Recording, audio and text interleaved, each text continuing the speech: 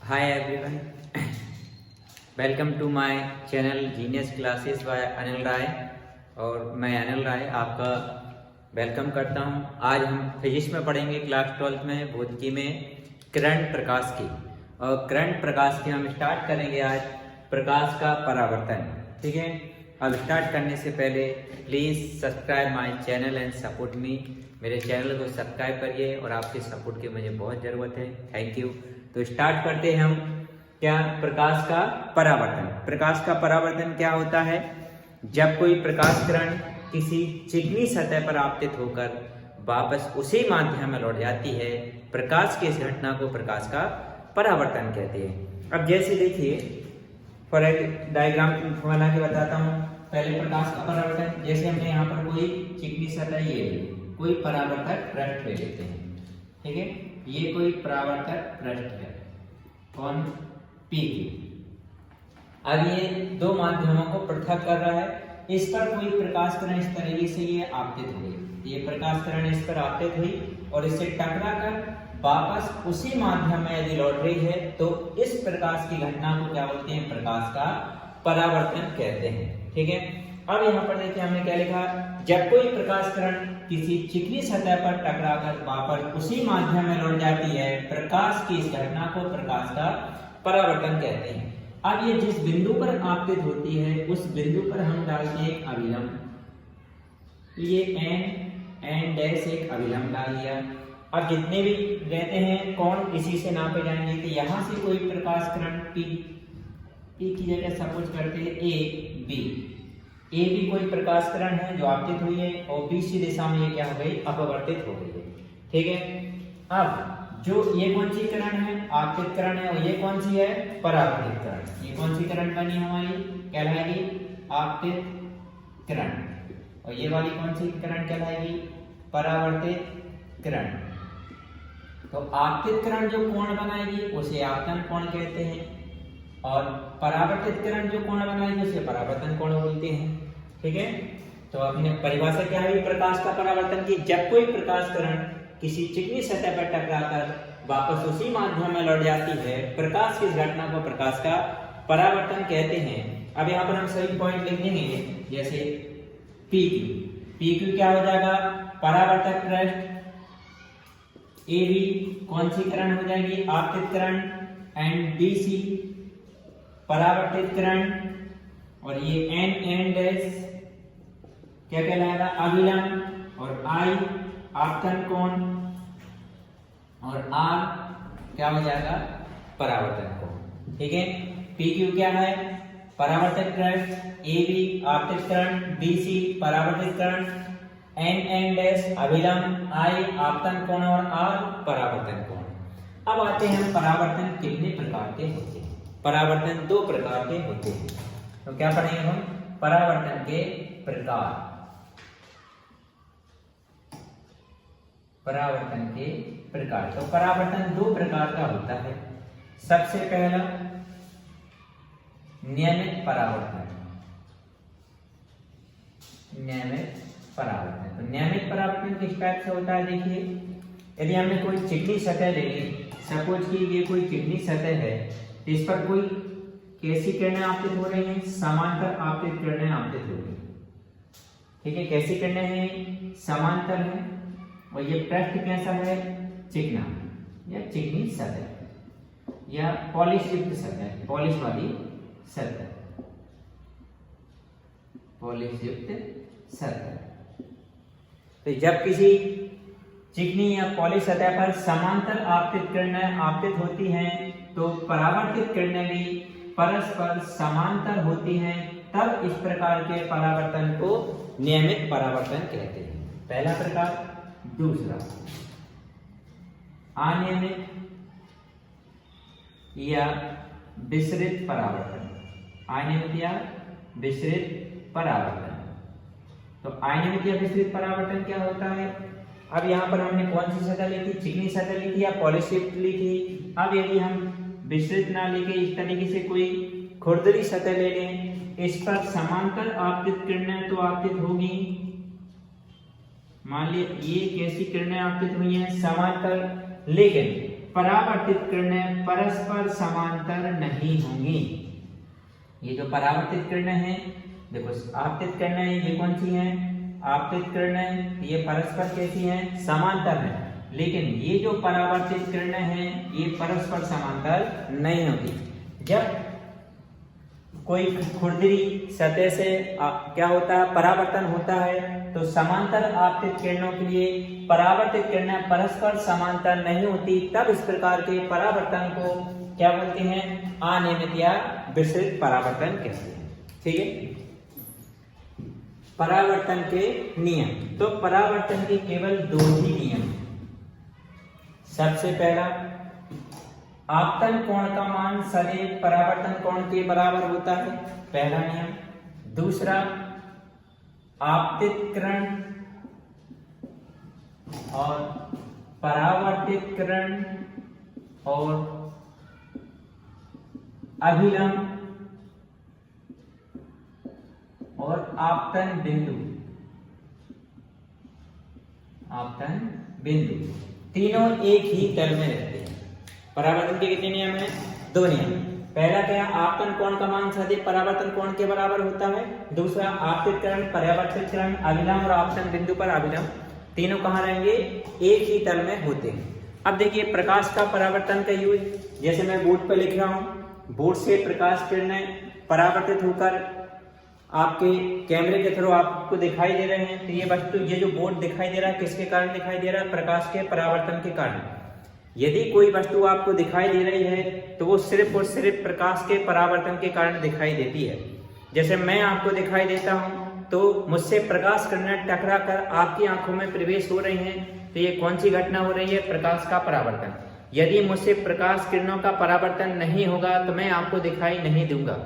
ठीक है, तो कोई भी व्यक्ति यदि दिखाई देता है, किसके कारण दिखाई देता है? ओनली और ओनली सिर्फ और सिर्फ किसके कारण? प्रकाश के परावर्तन के कारण दिखाई देता है। अब यहाँ देखिए,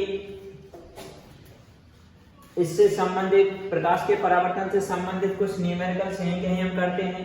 हमको पहला नियम क्या मालूम है कि आपतन कोण का मान सदैव परावर्तन कोण के बराबर होता है। आपतन कोण का मान सदैव किसके बराबर होता है? परावर्तन कोण के बराबर होता है। अब यदि कहीं क्वेश्चन में दे दिया कि कोई प्रकाश किरण अभिलंब से 30 डिग्री के कोण पर आपतित होती है तो परावर्तन कोण ज्ञात कीजिए। तो आपतन कोण का मान कितना है? 30 डिग्री। तब हमको परावर्तन कोण निकालना है। अब चूंकि I किसके बराबर होता है? R के, मतलब R बराबर I, तो ये भी कितना रहेगा? 30 डिग्री ही रहेगा, क्योंकि आपतन कोण किसके बराबर होता है? परावर्तन कोण के बराबर। लेकिन अब यदि कहीं क्वेश्चन में बोला कि प्रकाश किरण अभिलंब से ना बनाकर परावर्तक पृष्ठ से कितने डिग्री का कोण बना रही है? 30 डिग्री का कोण बना रही है, तो परावर्तन कोण ज्ञात कीजिए। अब यहाँ देखिए, ये कोण किससे दिया हुआ? परावर्तक पृष्ठ से। लेकिन हमको ये कोण R निकालना है, तो R को निकालने से पहले हमको I निकालना पड़ेगा। इतना पूरा कोण देखिए कितना है? 90 डिग्री। हमको कौन सा वाला कोण चाहिए? ये वाला कोण चाहिए। तो ये वाला कोण क्या हो जाएगा? 90 - 30 कितने डिग्री आ जाएगा? 60 डिग्री। तो जब I का मान कितना है? 60 डिग्री है, तो R किसके बराबर होता है? I के। तो I भी कितना हो जाएगा? 60 डिग्री। तो ध्यान रखिए, क्वेश्चन में आपको क्या बोलेंगे? जब अभिलंब से कोण बनाए तो डायरेक्ट I = R कितना? 30 डिग्री। लेकिन यदि क्वेश्चन में बोल दिया कि कोण किससे बना रही है? परावर्तक पृष्ठ से, तो अब पहले हमको क्या करना पड़ेगा? कौन सा वाला एंगल निकालना पड़ेगा? अभिलंब वाला कोण निकालना पड़ेगा। तो हमको क्या मालूम है? यहाँ से लेके ये वाला पूरा एंगल कितने डिग्री का होता है? 90 डिग्री का। तो 90 में से 30 गया, कितना आ गया? 60 डिग्री। तो हमको I आपतन कोण कितना है? 60 डिग्री। तो R भी कितना रहेगा? 60 डिग्री रहेगा। क्यों रहेगा? क्योंकि आपतन कोण का मान परावर्तन कोण के बराबर होता है। आगे टॉपिक दर्पण।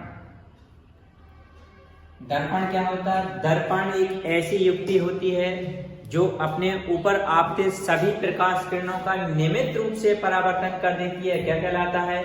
दर्पण कहलाता है। दर्पण क्या हुआ?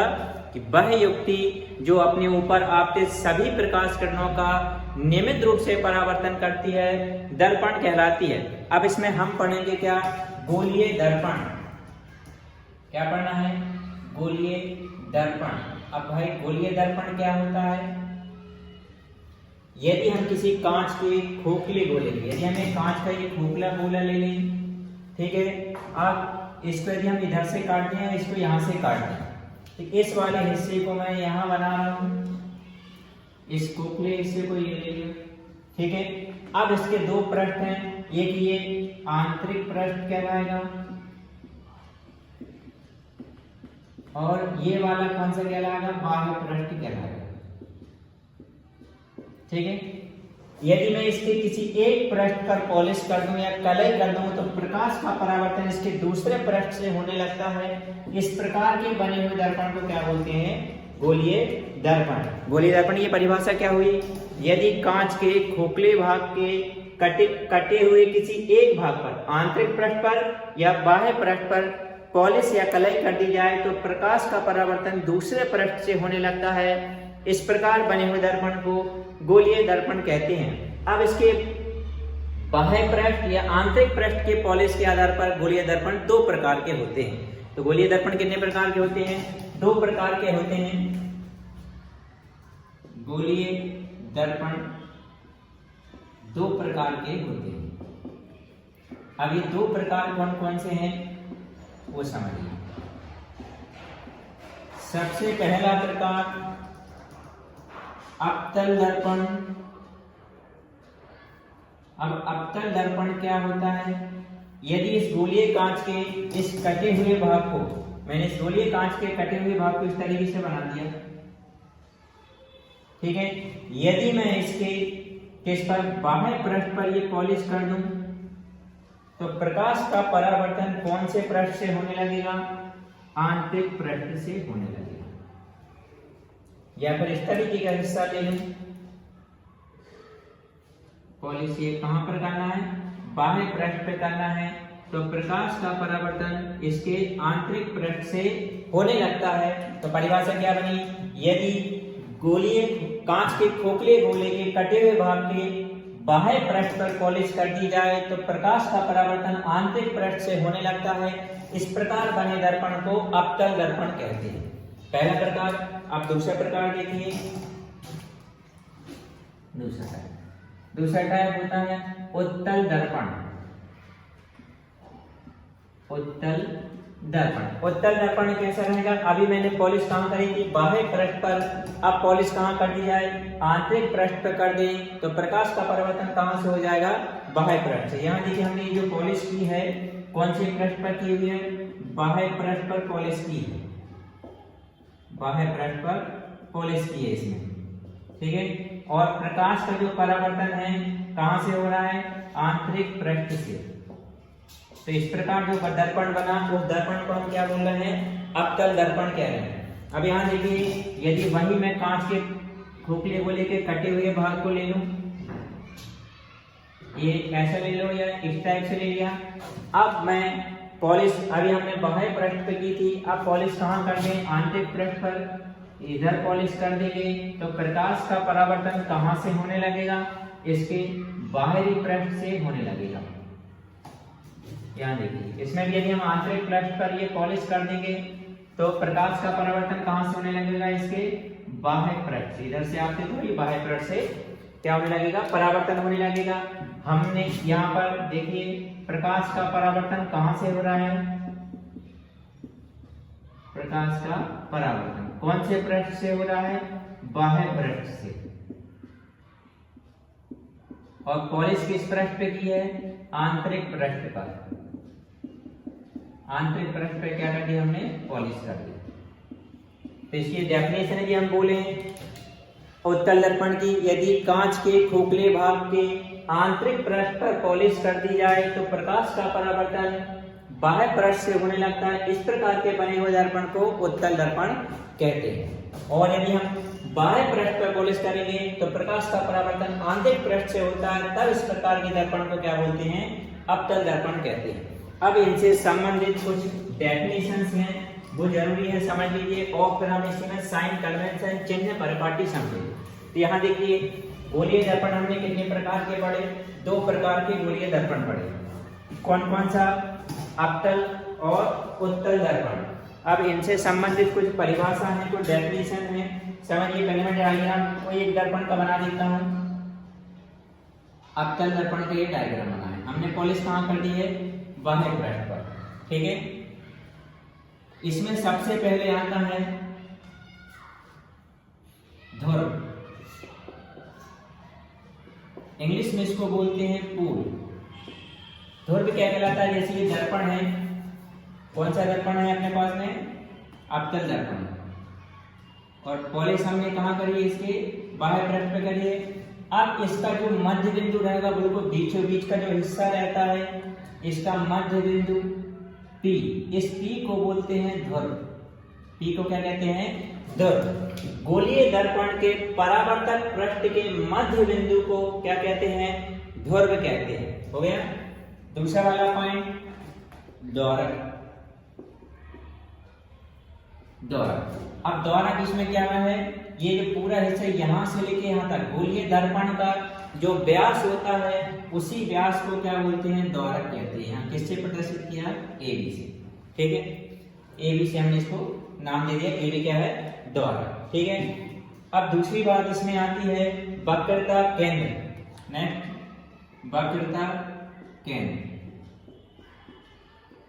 और वक्रता केंद्र जो है उसे किससे प्रदर्शित करते हैं, C से। वक्रता केंद्र क्या होता है, ये जो गोलीय दर्पण है हमने गोले में से काट कर बनाया है, इस गोले का जो केंद्र होता है उस केंद्र को इसका क्या बोलते हैं, वक्रता केंद्र।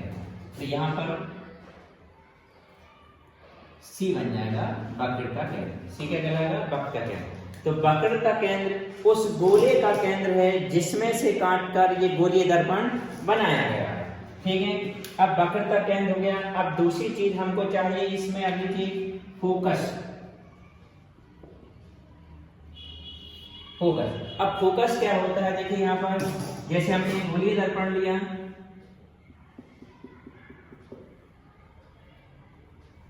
गोलीय दर्पण हमने A, P, B ले लिया, ठीक है। अब यहाँ पर ये वक्रता केंद्र है। अब जब कोई प्रकाश करना है इसके समांतर, इसको बोलते हैं मुख अक्ष। मुख अक्ष क्या होती है, इससे पहले मुख अक्ष को समझ लीजिए। अगला पॉइंट है मुख अक्ष। मुख अक्ष क्या होती है, ध्रुव और वक्रता केंद्र से होकर जाने वाली रेखा को मुख अक्ष कहते हैं। मुख अक्ष क्या कहलाती है, ये क्या है, मुख्य अक्ष। तो मुख्य अक्ष क्या है, रेखा है। तो क्या लिखा, वक्रता केंद्र और ध्रुव से होकर जाने वाली रेखा को क्या बोलते हैं, मुख्य अक्ष कहते हैं। अब यहाँ समझिए फोकस क्या होता है। फोकस, जब प्रकाश किरणें इस मुख अक्ष के समांतर दर्पण पर आपतित होती हैं तो वो परावर्तन के पश्चात किसी एक बिंदु से गुजरती हैं। कोई सी भी प्रकाश किरणें हों, यदि वो मुख अक्ष के समांतर जा रही हैं तो वो परावर्तन के पश्चात किसी एक बिंदु से गुजरती हैं। ऐसे यहाँ से यदि हमने आपतित की तो ये भी यहीं से निकलेगी, ये प्रकाश किरण गई तो ये भी यहाँ से निकलेगी। तो मुख अक्ष के समांतर आपतित किरणें परावर्तन के पश्चात जिस बिंदु से होकर गुजरती हैं उस बिंदु को क्या बोलते हैं, फोकस कहते हैं। तो फोकस को किससे लिखते हैं, F से, ठीक है। अब यहाँ पर कुछ दूरियां हैं, कौन सी, फोकस दूरी, फोकस दूरी। अब फोकस दूरी क्या होती है, ध्रुव से, यहाँ क्या रहेगा, फोकस रहेगा, तो ध्रुव से फोकस तक की जो दूरी है उसे फोकस दूरी कहते हैं। इसे स्मॉल f से प्रदर्शित करते हैं। नेक्स्ट, वक्रता त्रिज्या, ध्रुव से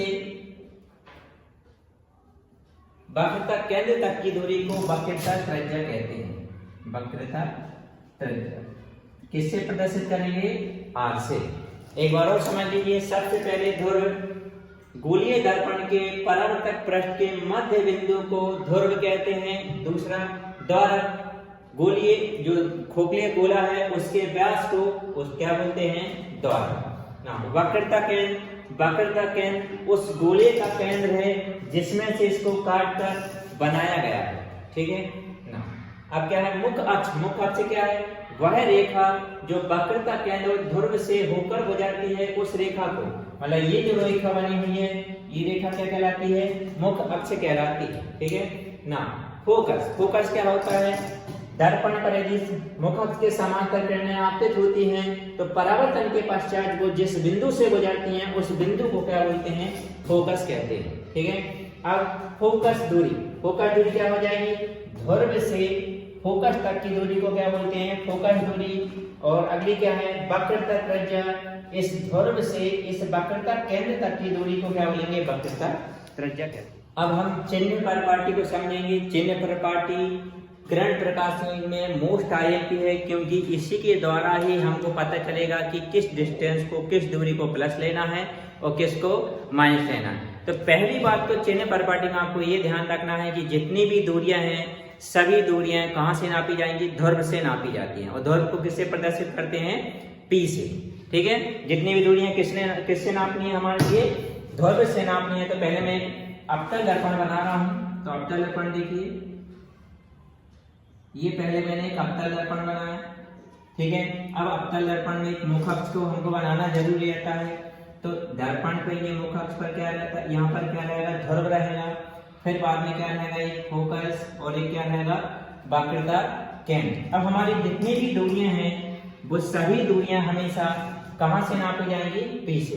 अब इसमें विशेष ध्यान ये रखिए, यदि हम इस ध्रुव के बाईं ओर जा रहे हैं तो सभी दूरियां ऋणात्मक, और दाईं ओर जा रहे हैं तो सभी दूरियां धनात्मक ली जाती हैं। तो ध्रुव के बाईं ओर की दूरियां ऋणात्मक, ध्रुव के दाईं ओर की दूरियां कैसे हो जाएंगी, धनात्मक। ध्रुव के ऊपर जो ऊंचाई जो नापी जाएगी वो धनात्मक, और इस ध्रुव ना बोल के मुख अक्ष के ऊपर की जितनी दूरियां हैं या ऊंचाई है वो धनात्मक, और नीचे वाली कैसे हो जाएंगी, ऋणात्मक।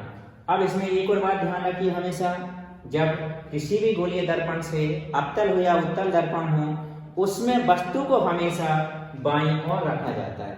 वस्तु को हमेशा कहाँ रखा जाएगा, लेफ्ट हैंड साइड रखा जाएगा, बाईं ओर रखा जाएगा।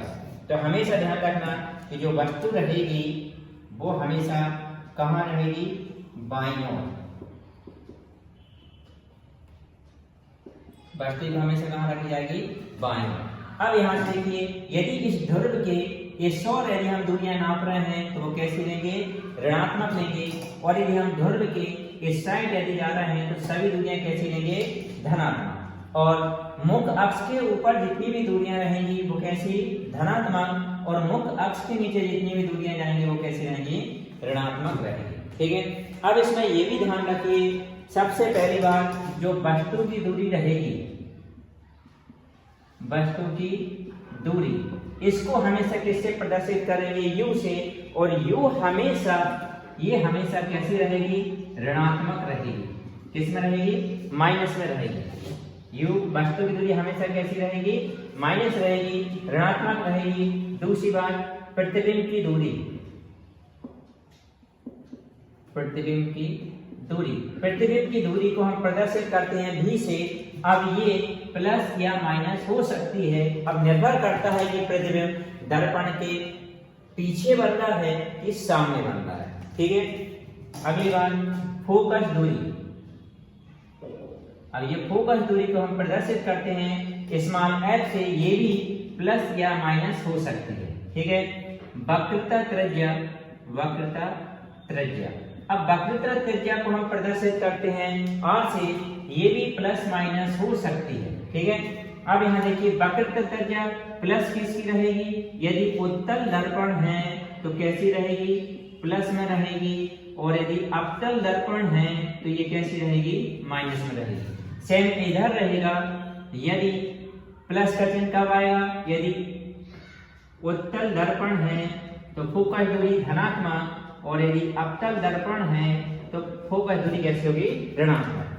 अब प्रतिबिंब प्लस में भी हो, प्रतिबिंब की दूरी प्लस में भी हो सकती है और माइनस में भी हो सकती है। वो डिपेंड करता है कि प्रतिबिंब कहाँ बन रहा है। तो प्रतिबिंब तो हमको ये देख के बताएंगे, यदि ध्रुव के पीछे, दर्पण के पीछे भी प्रतिबिंब बन रहा है तो प्रतिबिंब की दूरी धनात्मक, और दर्पण के सामने प्रतिबिंब बन रहा है तो प्रतिबिंब की दूरी कैसे हो जाएगी, ऋणात्मक हो जाएगी। ये हो गया चिन्ह परिपाटी। प्रतिबिंब क्या होता है, किसी वस्तु के किसी बिंदु से चलने वाली प्रकाश किरणें परावर्तन या अपवर्तन के बाद जिस बिंदु पर मिलती हैं या आती हुई प्रतीत होती हैं, उसे उस वस्तु के बिंदु का प्रतिबिंब कहते हैं। ठीक है, क्या परिभाषा, किसी वस्तु के किसी बिंदु से चलने वाली प्रकाश किरणें परावर्तन या अपवर्तन के बाद जिस बिंदु पर मिलती हैं या आती हुई प्रतीत होती हैं उसे उस वस्तु का प्रतिबिंब कहते हैं। अब प्रतिबिंब मुख्यतः दो प्रकार का होता है, वास्तविक प्रतिबिंब और आभासी प्रतिबिंब। वास्तविक प्रतिबिंब क्या होता है? किसी वस्तु के बिंदु से चलने वाली प्रकाश किरणें परावर्तन या अपवर्तन के बाद जिस बिंदु पर मिलती हैं वह वास्तविक प्रतिबिंब कहलाता है। वास्तविक प्रतिबिंब सदैव उल्टा बनता है, यह दर्पण के सामने बनता है और इसे पर्दे पर प्राप्त किया जा सकता है। और आभासी प्रतिबिंब जब किसी वस्तु के किसी बिंदु से चलने वाली प्रकाश किरणें परावर्तन या अपवर्तन के बाद आगे बढ़ाने पर किसी बिंदु पर मिलती हैं, उस बिंदु पर बने प्रतिबिंब को उस वस्तु का आभासी प्रतिबिंब कहते हैं। आभासी प्रतिबिंब सदैव सीधा होता है, यह दर्पण के पीछे बनता है और इसे पर्दे पर प्राप्त नहीं किया जा सकता। अब यदि क्वेश्चन आ जाए कि वास्तविक प्रतिबिंब और आभासी प्रतिबिंब में अंतर लिखिए, पहला पॉइंट क्या हो जाएगा? वास्तविक प्रतिबिंब में किसी वस्तु के किसी बिंदु से चलने वाली प्रकाश किरणें परावर्तन या अपवर्तन के बाद जिस बिंदु पर मिलती हैं उस बिंदु पर उस वस्तु के बिंदु का कौन से प्रतिबिंब बोलेंगे? वास्तविक प्रतिबिंब कहते हैं। और इसमें क्या लिखेंगे? परावर्तन या अपवर्तन के बाद आगे बढ़ाने पर किसी बिंदु पर बनती हैं उस बिंदु को उस वस्तु के बिंदु का क्या बोलेंगे? आभासी प्रतिबिंब। पहला पॉइंट। दूसरा, वास्तविक प्रतिबिंब सदैव उल्टा बनता है, आभासी प्रतिबिंब सदैव सीधा बनता है। वास्तविक प्रतिबिंब दर्पण के सामने बनता है, आभासी प्रतिबिंब दर्पण के पीछे बनता है। वास्तविक प्रतिबिंब को पर्दे पर प्राप्त किया जा सकता है, आभासी प्रतिबिंब को पर्दे पर प्राप्त नहीं किया जा सकता। अब एक बात ध्यान रखिए, यदि दर्पण के सामने प्रतिबिंब बन रहा है तो वो कैसा होगा? उल्टा होगा। और उल्टा प्रतिबिंब है तो कैसा होगा? वास्तविक होगा। ऐसे भी याद रखना है। दर्पण के पीछे प्रतिबिंब बन रहा है तो कैसा होगा? सीधा होगा। और सीधा है तो वह प्रतिबिंब कैसा रहेगा? हमेशा आभासी। टॉपिक है गोलीय दर्पणों से प्रतिबिंब की रचना के लिए आवश्यक नियम। किसी भी गोलीय दर्पण से प्रतिबिंब के रचना के जो नियम है वो 3 होते हैं। ये 3 नियम हमको आना चाहिए और इन 3 नियमों में से कोई से भी 2 नियमों का उपयोग करके प्रतिबिंब की रचना की जाती है। अब प्रतिबिंब की रचना के लिए आपको ये भी मालूम होना चाहिए, यदि किसी दर्पण के सामने प्रतिबिंब बन रहा है तो वो कैसा प्रतिबिंब होगा? वास्तविक। और जो प्रतिबिंब वास्तविक होता है वो कैसा होता है? उल्टा होता है। पहली बात। दूसरी बात, यदि प्रतिबिंब दर्पण के पीछे बन रहा है तो वो कैसा रहेगा? आभासी रहेगा। और आभासी प्रतिबिंब हमेशा सीधा बनता है। तो ये प्रतिबिंब के जो नियम है वो बताते हैं। सिर्फ 3 नियम है। इन 3 नियम में से 2 नियमों का उपयोग करके, किन्हीं भी 2 नियमों का उपयोग करके प्रतिबिंब का रचना किया जाता है। सबसे पहला वाला पॉइंट, यदि प्रकाश किरण मुख्य अक्ष के समांतर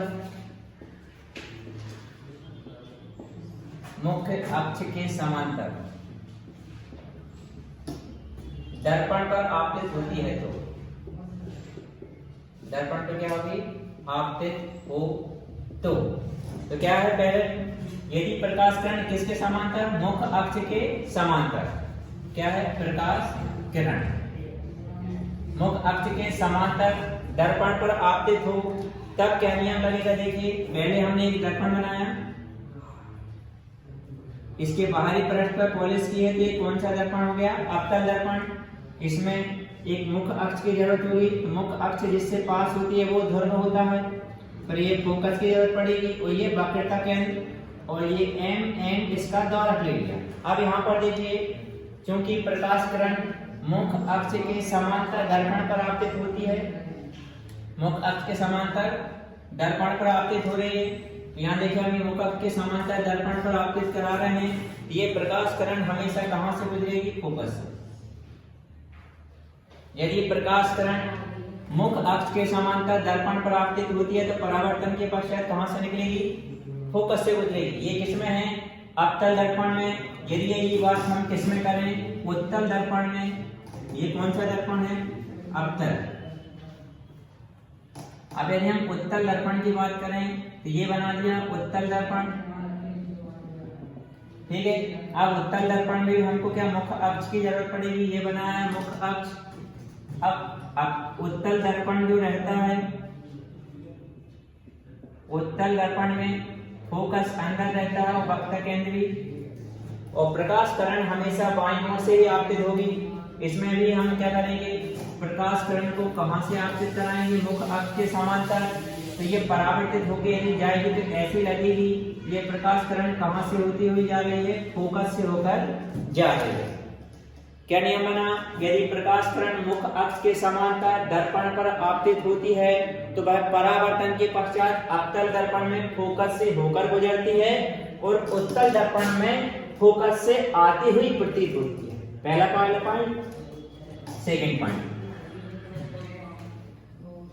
दूसरा, यदि प्रकाश किरण फोकस से होकर गुजरे,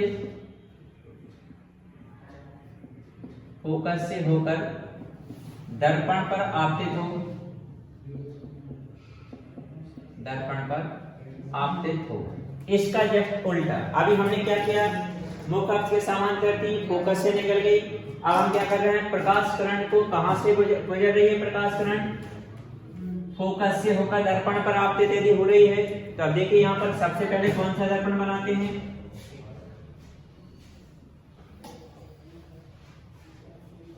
अवतल दर्पण। तो अवतल दर्पण की बाहरी परत पर ये पॉलिश कर दी गई है। अब देखिए ये क्या रहेगा, मुख्य अक्ष पर ये ध्रुव, ये फोकस और ये वक्रता केंद्र, और ये दर्पण का क्या हो गया, द्वारक हो गया। अब चूंकि प्रकाश किरण कहां से आपतित हो रही है, फोकस से, तो ये प्रकाश किरण फोकस से यदि आपतित होगी तो वह परावर्तन के पश्चात मुख्य अक्ष के समांतर हो जाती है।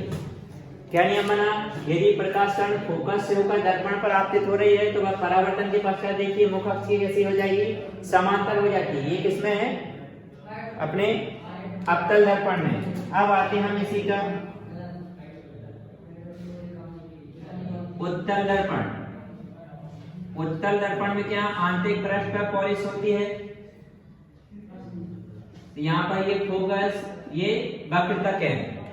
अब देखिए मतलब इसी फोकस के डायरेक्शन में ये प्रकाश किरण यदि आपतित होगी तो यह परावर्तन के पश्चात जो प्रकाश किरण है वो कैसी हो जाएगी, मुख्य अक्ष के समांतर हो जाएगी। ठीक फर्स्ट रूल का अपोजिट है, राष्ट्र रूल है। यदि प्रकाश किरण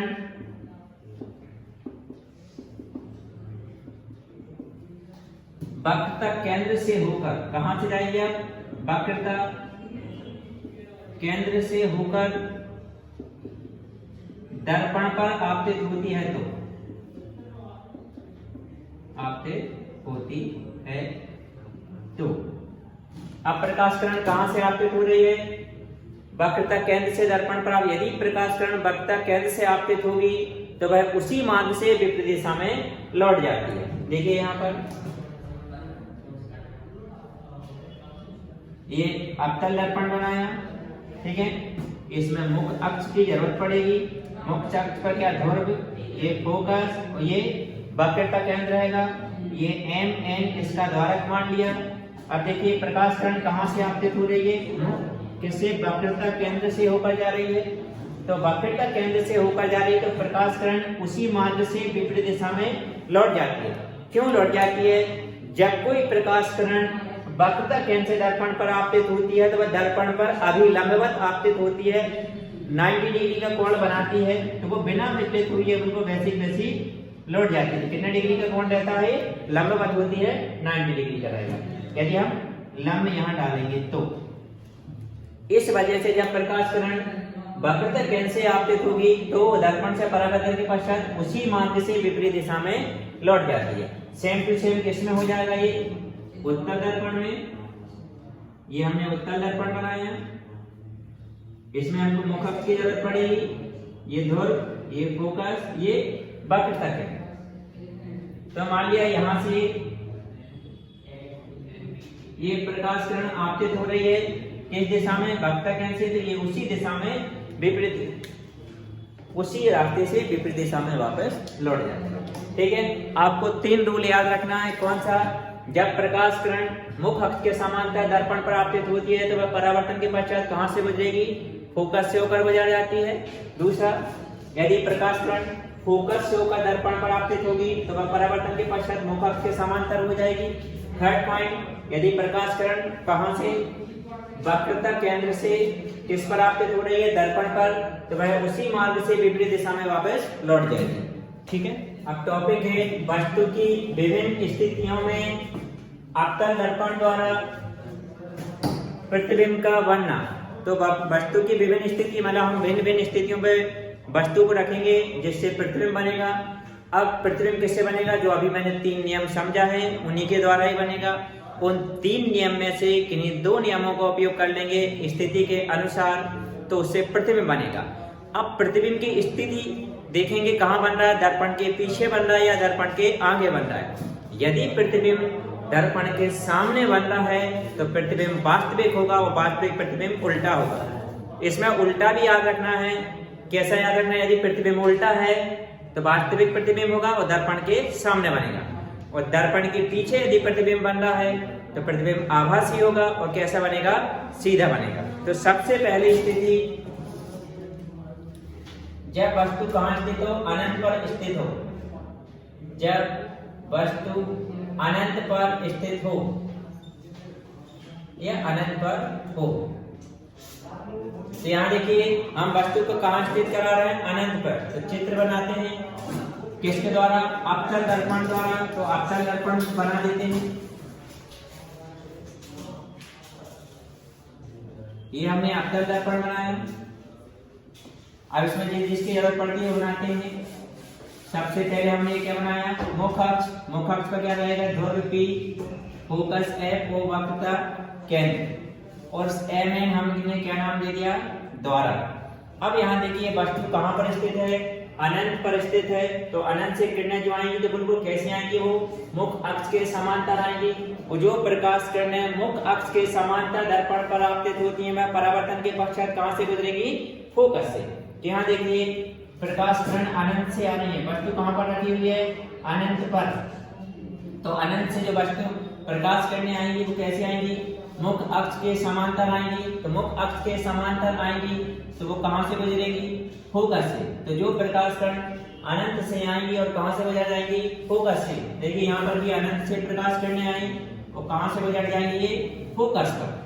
अब जहां पर ये किरणें प्रतिच्छेद करती हैं एक दूसरे को, तो ये प्रतिच्छेद किस पे कर रही हैं, फोकस पर। तो इसका मतलब प्रतिबिंब कहां बनेगा, फोकस पर। तो प्रतिबिंब कहां बन जाएगा इसमें, फोकस पर। प्रतिबिंब की स्थिति, तो प्रतिबिंब की स्थिति क्या रहेगी, इस पर कहां बनेगा, फोकस पर। अब कैसा रहेगा, फोकस पे बन रहा है, किस आकार का रहेगा, बिंदु आकार का। बिंदु जैसे बन रहा है, बिंदु आकार का रहेगा। ठीक है, दूसरी बात, चूंकि ये दर्पण के सामने बन रहा है तो प्रतिबिंब कैसा रहेगा, वास्तविक होगा। और अभी बताया कि यदि प्रतिबिंब वास्तविक है तो वो कैसा रहेगा, उल्टा रहेगा। ठीक है, यदि हम इसको ऑन वर्ड्स में यदि हम लिखें अपने शब्दों में, जैसे कि जब वस्तु अनंत पर स्थित हो तो गोलीय दर्पण द्वारा उसका प्रतिबिंब कहां पर बनेगा, फोकस पर बनता है। क्योंकि यह प्रतिबिंब दर्पण के सामने है इसलिए प्रतिबिंब कैसा रहेगा, वास्तविक होगा। और कैसा बनेगा, उल्टा बनेगा। और दूसरी बात, किस आकार का रहेगा, बिंदु आकार का। ठीक है, नेक्स्ट पॉइंट। अभी हमने कहां पर रखी थी वस्तु को, अनंत पर। अब हम वस्तु को रख रहे हैं अनंत और वक्रता केंद्र के बीच में। दूसरा पॉइंट, जब वस्तु अनंत व वक्रता केंद्र के बीच में हो,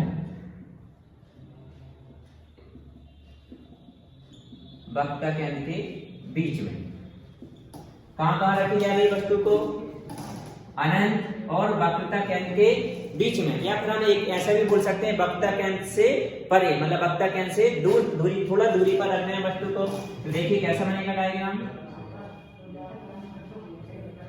पहले हमने क्या बनाया है, अवतल दर्पण बना दिया, फिर इसमें मुख्य अक्ष की जरूरत पड़ेगी और ये द्वारा एम है, ध्रुव हो गया P, ये हो गया फोकस, ये वक्रता केंद्र हो गया। अब वस्तु को कहां रखना है, यहाँ अनंत हो गया, ये वक्रता केंद्र। इन दोनों के बीच में यदि हम वस्तु को रखेंगे तो देखिए प्रतिबिंब कहां बनेगा। मान लिया कि वस्तु को हमने ये रख दिया, ये वस्तु कौन सी है? ये भी कोई वस्तु है जो मुख्य अक्ष पर रखी है दर्पण के सामने। तो हमारा नियम क्या है? पहली बात देखो, ऊपरी सिरे से प्रकाश किरण जाएगी कि ये मुख्य अक्ष के समांतर जा रही है। तो जो प्रकाश किरण मुख्य अक्ष के समांतर जाती है तो वह परावर्तन के पश्चात कहां से गुजर जाएगी? फोकस से। पहली बात। दूसरी, अब प्रकाश किरण देखो इसके सामने कौन है? वक्रता केंद्र। तो जो प्रकाश किरण वक्रता केंद्र से होकर दर्पण पर आपतित होती है तो वह उसी रास्ते से विपरीत दिशा में वापस लौट जाती है। तो उसी रास्ते से विपरीत दिशा में लौट गई। अब यहाँ देखिए, ये दोनों किरणें कहां पर प्रतिच्छेद कर रही हैं? यहाँ पर। जहां पर प्रतिच्छेद करती हैं वहां पर क्या बनता है? प्रतिबिंब बन जाता है। तो यहाँ पर देखिए प्रतिबिंब क्या बन गया? पलट गया। तो ये बन गया ए डैश और बी डैश। ठीक है। अब देखिए प्रतिबिंब किस किस के बीच में बना? प्रतिबिंब की स्थिति यदि हम लिखें, प्रतिबिंब की स्थिति किस किस के बीच में बन रहा है प्रतिबिंब? वक्रता केंद्र और सी के बीच में, सी व एफ के बीच में बनेगा। ठीक है। अब चूंकि दर्पण के सामने बन रहा है तो प्रतिबिंब कैसा होगा? वास्तविक होगा। और वास्तविक प्रतिबिंब है तो कैसा रहेगा? उल्टा रहेगा। अब इसके आकार की तुलना में इसका आकार देखिए कैसा हो गया? वस्तु से छोटा। थ्योरी में यदि इसको लिखना तो क्या लिखेंगे? अतः जब वस्तु अनंत और वक्रता केंद्र के बीच में स्थित हो तो उसका प्रतिबिंब वक्रता केंद्र और फोकस के बीच में बनता है। ठीक है। कैसा बनेगा? सी और एफ के बीच में बनेगा। चूंकि यह प्रतिबिंब दर्पण के सामने बना है इसलिए प्रतिबिंब वास्तविक और कैसा रहेगा? उल्टा होता है और वस्तु से छोटा होता है। दो स्थिति हो गई। अगली वाली देखिए, अब हम वस्तु को रख रहे हैं वक्रता केंद्र पर। जब वस्तु वक्रता केंद्र पर स्थित हो, वक्रता केंद्र पर स्थित हो। अब हम वस्तु को कहां रख रहे हैं? वक्रता केंद्र पर। ये वक्रता केंद्र है। अब डायग्राम बनाते हैं। कौन सी दर्पण की बात चल रही है? अवतल दर्पण। तो पहले ये अवतल दर्पण बनाया, MPN। ठीक है। अब यहाँ पर वक्रता केंद्र के लिए हमने C यहाँ पर रखा है वस्तु। ये वक्रता केंद्र पर, इसी पर हमको क्या रखना है? एक वस्तु रखना है। तो ये मैंने वस्तु रख दी। तो वक्रता केंद्र पर जो वस्तु रखी रहती है उसका प्रतिबिंब उसी पर बनता है और सेम आकार का बनता है। जहां पर वस्तु रखी रहती है वहीं पर। यदि वस्तु A भी है तो इसका प्रतिबिंब भी वक्रता केंद्र पर रखी है तो वक्रता केंद्र पर ही बनेगा। आकार सेम रहेगा, बस उल्टा प्रतिबिंब बन जाएगा। A डैश B डैश हो जाएगा। पहली किरण देखिए मुख्य अक्ष के समांतर जाएगी तो ये कहां से निकल जाएगी? फोकस से। तो ये फोकस से निकाल दी तो यहाँ पर क्या होगा? फोकस होगा। ठीक है। दूसरी बात, जो प्रकाश किरण फोकस से होकर आपतित होती है तो वो कैसे निकल जाती है? मुख्य अक्ष के समांतर।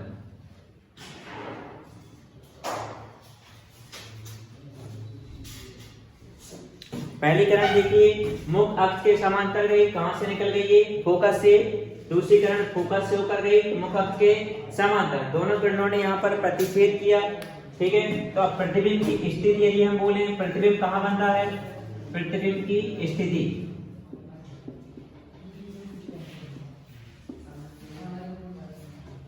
किस पे बनता है? देखिए यहाँ पर C पर, वक्रता केंद्र पे बनता है।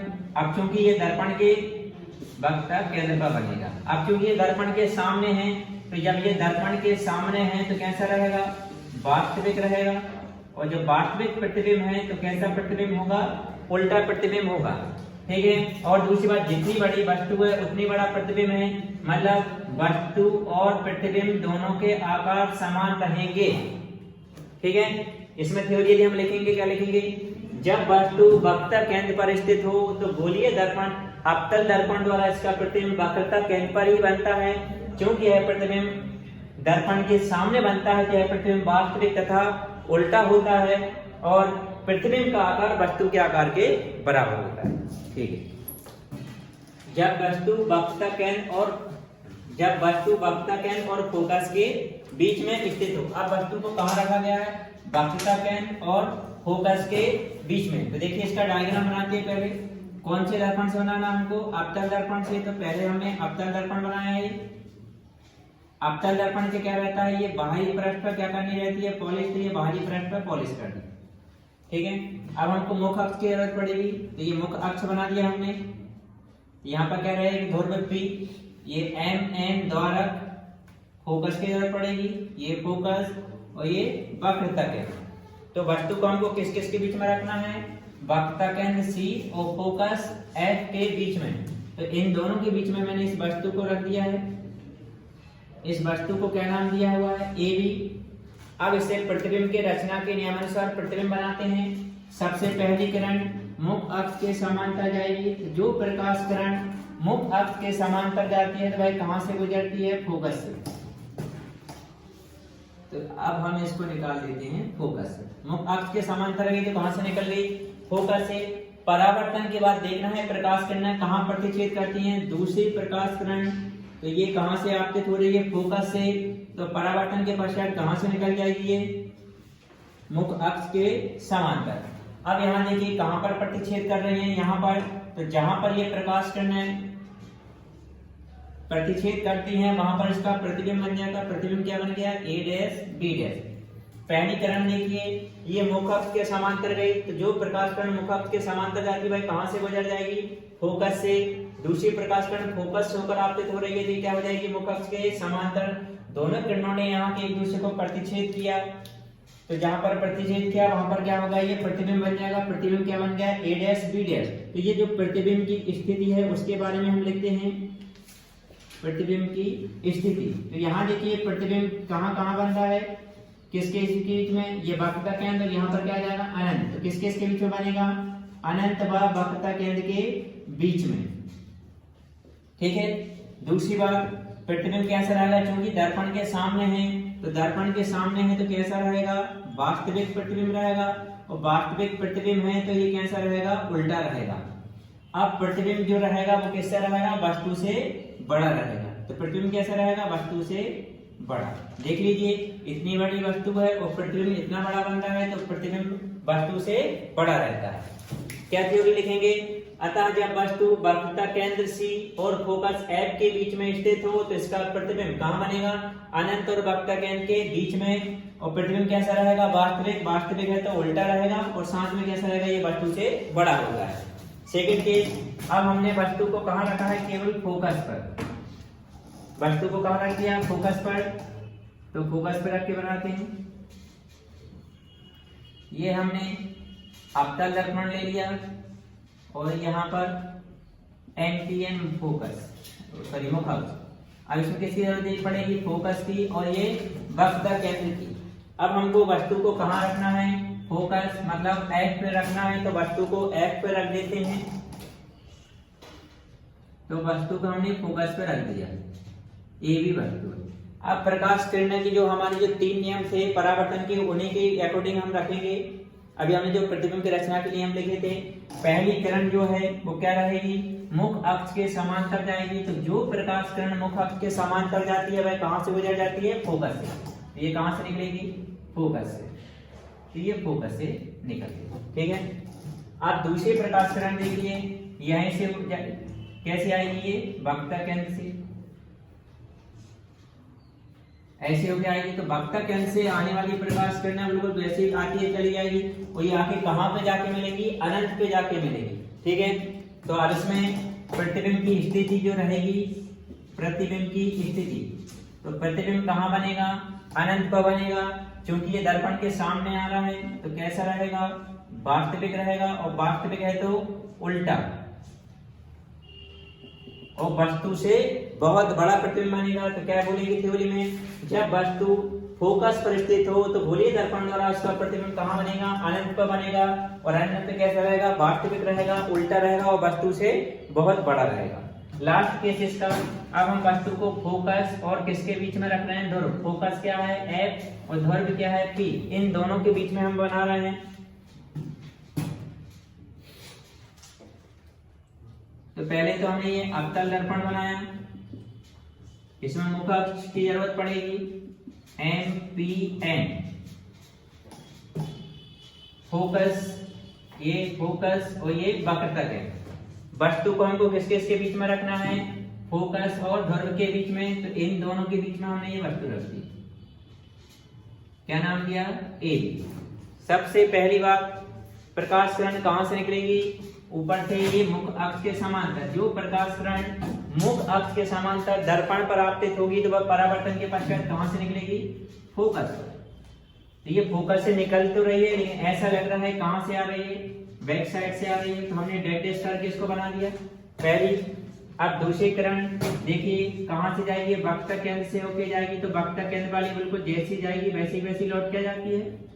तो इसको पीछे की ओर हम बढ़ाएंगे, तो ये यहाँ जाके इंटरसेक्ट करेंगे, प्रतिच्छेद करेंगे, तो जहां पर जाके प्रतिच्छेद करते हैं वहां पर क्या बन जाएगा, प्रतिबिंब बन जाएगा। अब इसमें प्रतिबिंब की स्थिति बतानी है, तो जो प्रतिबिंब है कहां बनता है, देखिए आप, जो दर्पण के पीछे, तो प्रतिबिंब कैसे बनेगा, दर्पण के पीछे। अब चूंकि ये दर्पण के पीछे है, तो दर्पण के पीछे जो प्रतिबिंब बनता है वो कैसा होता है, आभासी होता है, और साथ में कैसा बनेगा, सीधा।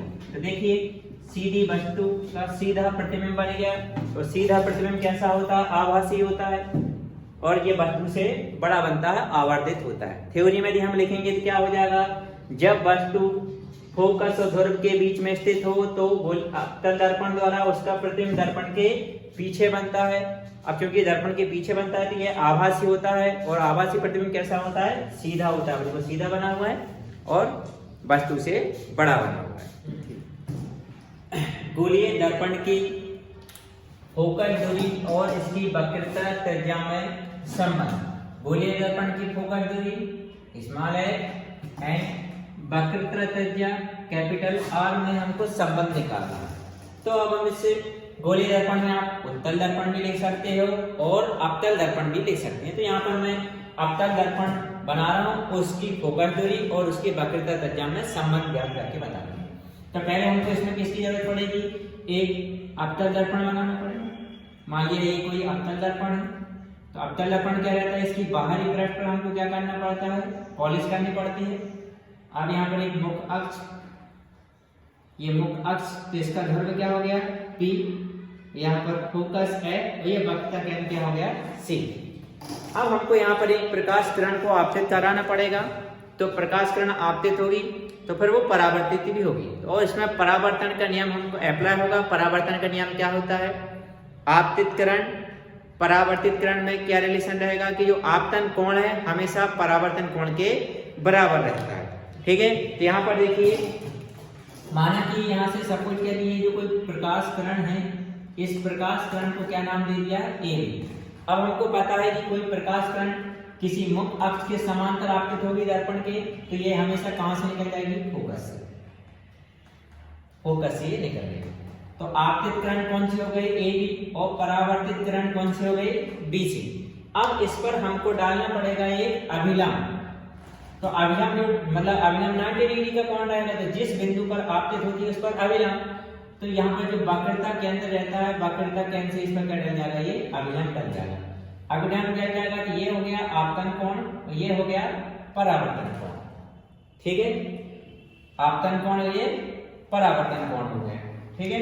तो अब यहाँ पर हम लिखते हैं सबसे पहले कि ए बी किरण क्या हुई, इसमें आपतित हुई है, तो ए बी किरण कौन सी हो गई है, आपतित किरण, और ये वाली जो किरण जा रही है बी है, ये होगी परावर्तित किरण, ठीक है। अब इसमें हमारे पास में आपतन कोण, आपतन कोण की जरूरत है।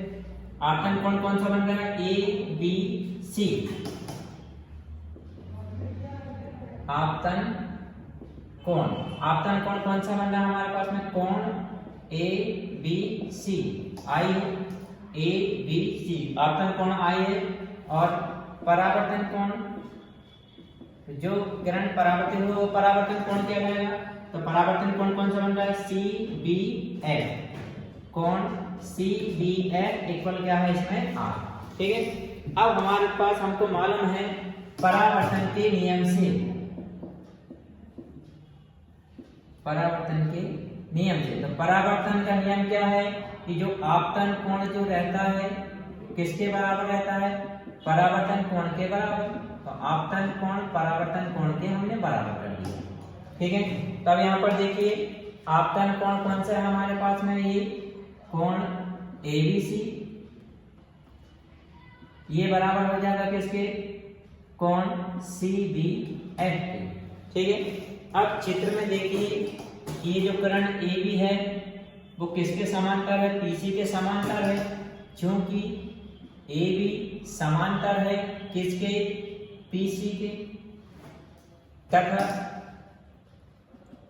इनमें ये BC जो किरण है इनको मिलाती है तथा BC उनको मिलाती है। जब BC इनको मिलाएगी तो इनके जो कोण बनेंगे समांतर, इनके जो कोण रहेंगे, कौन सा वाला कोण, ये वाला कोण इस वाले कोण के बराबर हो जाएगा। इसलिए कौन सा कोण, कोण ABC, कोण ABC किसके बराबर हो जाएगा, कोण BCF के, कोण BCF। ये कोण क्यों बराबर हो रहे हैं, यहाँ देखिए एक किरण ये रही है कौन सी, AB, और एक कौन सी जा रही है, ये PC, ये एक दूसरे के समांतर हैं, तो इनके बीच ये किरण जो है BC इनको मिला रही है, इस किरण को नाम दे देते हैं अपन CB। तो ये इनको मिला रही है, तो ये वाला कोण इस वाले कोण के बराबर रहेगा, क्यों, क्योंकि ये कौन सा कोण बन रहे हैं, एकांतर कोण बन रहे हैं। इस वजह से ये दोनों कोण आपस में हमने बराबर कर दिए। यदि हमको वेरिफिकेशन के लिए लिखना है कौन से कोण है, एकांतर कोण, ठीक है। अब देखिए इसको दे दिया समीकरण 1 और इसको दे दिया समीकरण नंबर 2। अब दोनों समीकरण को देखिए, देखा समीकरण 1 व समीकरण 2 से, तो दोनों में देखिए लेफ्ट हैंड इक्वल है, तो हम इनके राइट हैंड साइड इक्वल कर देते हैं। इसका राइट हैंड साइड लिखा कोण CBF बराबर कोण BCF बराबर कर दिए, ठीक है। अब ये कोण कहाँ बन रहा है, यहाँ पर देखिए एक कोण ये बन रहा है और एक कोण ये बन रहा है, तो हमारे पास में त्रिभुज क्या बन गया, BCF। तो लिखा है त्रिभुज BCF में, त्रिभुज BCF में देखिए ये जो त्रिभुज जो बना हुआ है मैं वहां बना के बता रहा हूँ, इस तरीके से बना हुआ है, ये C और ये F और यहाँ पर पॉइंट B है। तो कौन कौन से कोण बराबर मिले हमारे लिए, एक CBF ये कोण है और ये कोण है BCF, ये दोनों कोण आपस में बराबर हैं। तो जो जिनके इनमें कौन सा, जब दो कोण बराबर हैं तो ये कौन सा त्रिभुज बन गया, समद्विबाहु त्रिभुज। जहाँ के कोण बराबर रहते हैं तो उनकी सम्मुख भुजाएं बराबर रहेंगी, ये इसकी साइड और ये इसकी साइड, तो मतलब ये भुजाएं आपस में बराबर हो जाएंगी। तो ये जो CF है किसके बराबर हो जाएगी, BF के बराबर हो जाएगा, क्योंकि बराबर कोण की सम्मुख भुजाएं आपस में बराबर होती हैं। जब एक कोण आपस में बराबर है तो इनके अपोजिट ये दोनों साइडें भी आपस में बराबर हो जाएंगी। तो ये CF किसके बराबर हो गया, BF के बराबर हो गया। अब यदि हम ये जो दर्पण का द्वारा है ये बहुत छोटा मान लें तो ये जो B पॉइंट है किसपे आ जाएगा, P पे आ जाएगा। तो लिखा यदि दर्पण का द्वारा छोटा हो, कैसा हो, छोटा हो, तो उस कंडीशन पर ये जो BF है, CF इक्वल BF है हमारे पास में। अब यदि दर्पण का द्वारा छोटा हो तो दर्पण का द्वारा छोटा हो तो ये B पॉइंट किस पे आ जाएगा, P पर इंसिडेंट हो जाएगा। तो B को हटा के हम क्या लिख सकते हैं, P लिख सकते हैं। तो ये जो BF है वो किसके इक्वल रहेगा, PF के। तो इसको हम ऐसे लिख देंगे CF इक्वल BF को हटा के क्या लिखेंगे, PF। अब हम इसके दोनों साइड में हम PF प्लस करेंगे, CF इक्वल PF। दोनों पक्षों में क्या जोड़ रहे हैं, PF, तो प्लस में क्या कर दिया PF, यहाँ पर भी क्या आ जाएगा PF। अब यहाँ देखिए इस CF में कितना प्लस करना है, PF, तो ये टोटल डिस्टेंस कितनी आ जाएगी, PC आ जाएगी। तो हम इसको हटा के इतने पूरे को हटा के क्या लिख देंगे हम, PC equal 1PF plus 1PF कितना हो जाएगा 2PF। अब चिन्ह परिपाटी से, क्योंकि P से C तक की जो दूरी है क्या है, वक्रता केंद्र से तक की दूरी क्या हो जाएगी, वक्रता त्रिज्या किसमें आएगी, माइनस का r, इसको लिख दिया माइनस r, और PF इक्वल ये इसकी फोकस दूरी हो जाएगी, F किसमें रहेगी, माइनस में, फिर माइनस का F लिख दिया।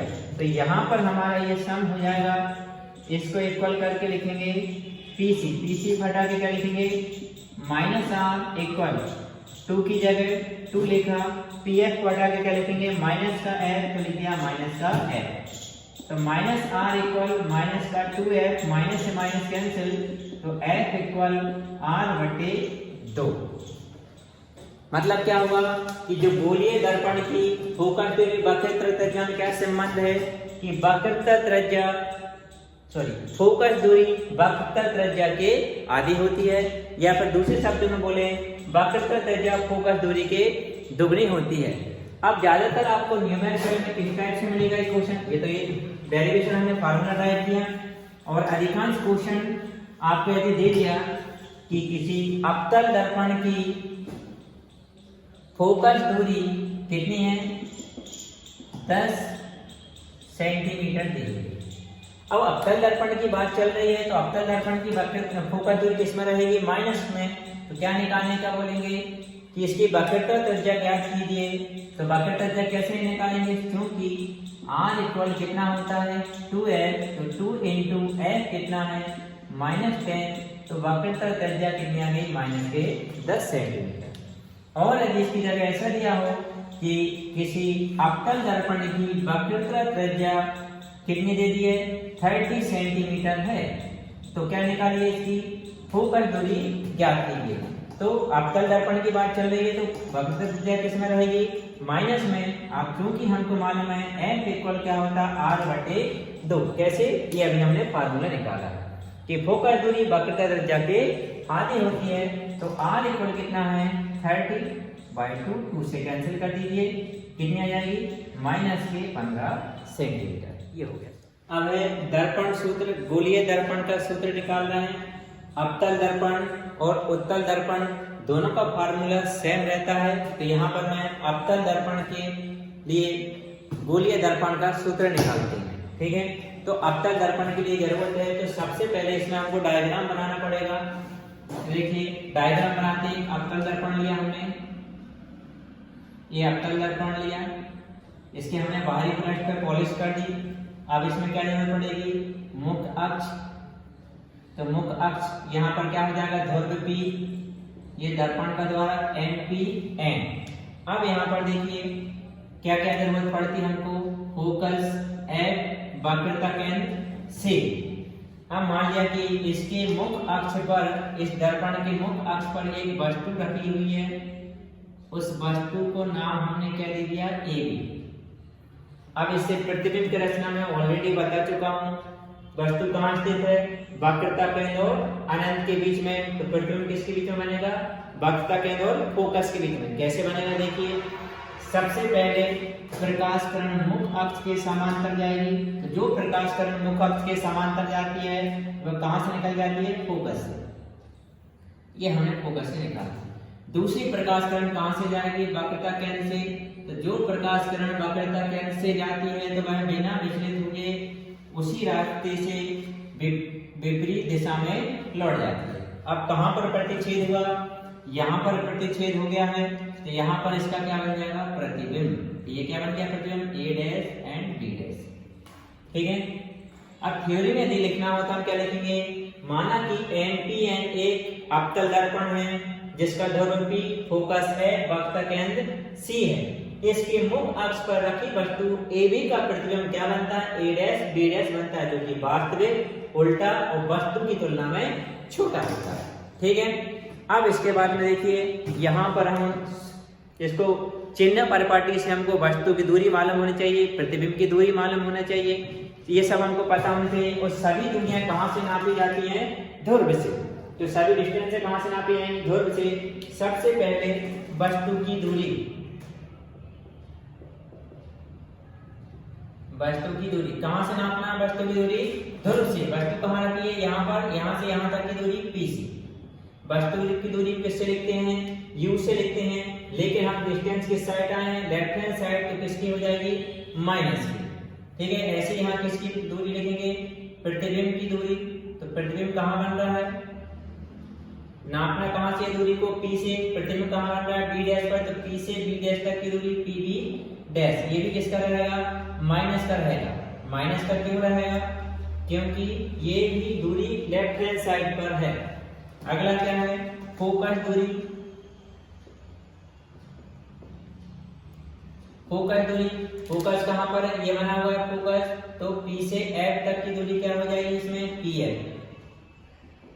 किसका रहेगा? F लेफ्ट हैंड साइड है, इसलिए किसका साइन आएगा इसमें भी? माइनस का। अगली दूरी हमको जरूरत पड़ेगी वक्रता त्रिज्या। तो वक्रता त्रिज्या, वक्रता केंद्र तक की दूरी रहेगी PC। किससे लिखेंगे? R से। ये भी किस साइड? लेफ्ट हैंड साइड है, तो किसका साइन आ जाएगा? माइनस का। तो ये दूरी हमने चिन्ह परिपाटी से लिख ली है। अब इसको करते हैं आगे सॉल्व। अब देखिए स्टार्टिंग में सबसे पहले हमारे पास दो त्रिभुज हैं, एक है ACB, दूसरा है A'B'C। ये जो त्रिभुज हैं दोनों आपस में कैसे हैं? समरूप है। कैसे समरूप है वो अभी बताता हूं। तो पहले हमने लिखा त्रिभुज कौन सा आ रहा है? ACB। ये समरूप है त्रिभुज किसके? त्रिभुज A'CB। ये दोनों समरूप है। समरूप त्रिभुज कब कहलाते हैं? जब त्रिभुज की कोई भी दो चीजें इक्वल कर दें, या तो उनके दो भुजाएं बराबर हों, या उनके दो कोण संगत बराबर हों, या फिर एक भुजा और एक कोण बराबर हो। तो इस त्रिभुज में देखिए ये 90 डिग्री का, ये भी 90 डिग्री का, तो एक कोण बराबर हो गया। दूसरा ये देखिए एकांतर कोण है, ये भी बराबर रहेंगे। इसका मतलब ये दोनों त्रिभुज कैसे हैं? समरूप हैं। और जब त्रिभुज समरूप होते हैं तो उनकी संगत भुजाएं कैसे हो जाती हैं? अनुपातिक। मतलब इस AB के अपान में कौन आ जाएगा? A'B'। देखिए AB के अपान में कौन आ जाएगा? A'B'। तो हम यहाँ लिखते हैं AB के अपान में आ गया A'B'। अब इक्वल में इस BC के अपान में आ जाएगा B'C। तो लिखा BC के अपान में B'C। ये दे दिया समीकरण नंबर 1। अभी हमने ये दो त्रिभुज लिए थे, अब हमारे पास और भी त्रिभुज बनेंगे। देखिए इस यहाँ पॉइंट दे दिया हमने D, और इससे हमने इस पर डाल दिया क्या? अभिलंब। ये अभिलंब डाल दिया ना। हमने क्या किया? ये DQ अभिलंब किस पर डाल दिया? PC पर। अब हमारे पास दो त्रिभुज बन गए। एक त्रिभुज A'B'F और एक DQF। ये दोनों त्रिभुज भी कैसे हैं? समरूप है। कैसे? ये भी 90 का, ये भी 90 का, और ये दोनों कोण कैसे हैं? एकांतर। ये भी समरूप हैं। इनकी संगत भुजाएं कैसे हो जाएंगी? अनुपातिक। कौन कौन से त्रिभुज ले रहे हैं? त्रिभुज DFQ समरूप है त्रिभुज A'FB'। A'FB'। ये भी कैसे हैं? समरूप हैं। जब समरूप है तो इनकी संगत भुजाएं अनुपातिक होंगी। मतलब इस वाली भुजा के अपान में ये वाली भुजा आ जाएगी। कैसे आएगी? देखिए कौन सी भुजा है? DQ। तो ये DQ के अपान में क्या जाएगा? A'B' इक्वल में इस QF के अपान में क्या जाएगा? B'F। ठीक है। अब चित्र में देखिए कि ये जो ऊंचाई है उतनी ही ये AB है, तो क्या लिखा? सिंस DQ, जो कि DQ किसके बराबर है? AB के। तो यहाँ पर हम DQ को हटा के क्या लिख देंगे? AB लिख देंगे। Therefore इसलिए इस DQ को हटाकर हम क्या लिख रहे हैं? AB, और अपान में क्या चल रहा है? A'B' इक्वल में QF अपान में B'F। इसको दे दिया हमने समीकरण नंबर 2। अब देखिए समीकरण 2 और समीकरण 1 दोनों के लेफ्ट लेफ्ट बराबर है।